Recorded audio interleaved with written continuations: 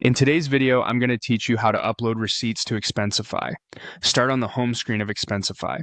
From here, look to the left-hand menu and open the Reports area to get to the workspace where your expenses and reports live. Next, switch over to the Expenses view.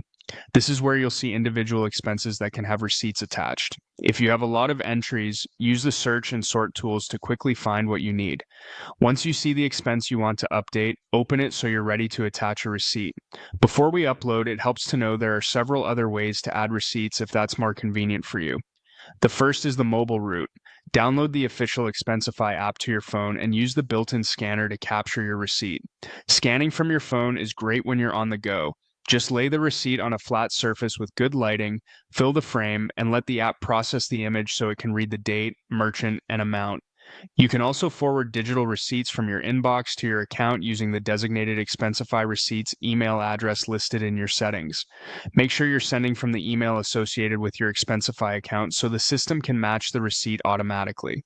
Another option is to text a photo of your receipt after you've added your phone number in Expensify. Once your number is linked, text the image to the official short code provided by Expensify in your region, and it will be queued just like any other upload. Now, let's upload right from the web.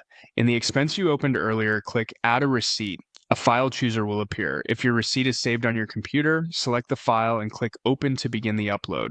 Common image formats and PDFs work well. Higher contrast images with the corners visible tend to process faster and more accurately. If you already have the file handy, you can also drag and drop it directly into the upload area. You'll see a progress indicator while it's being added. After the upload completes, the receipt image will appear alongside the expense. Give it a moment if the details are being read and matched in the background. Once you see it attached, you're all set. You can return to the expenses view to confirm the receipt is visible on the line item or continue adding more receipts using whichever method fits your workflow best.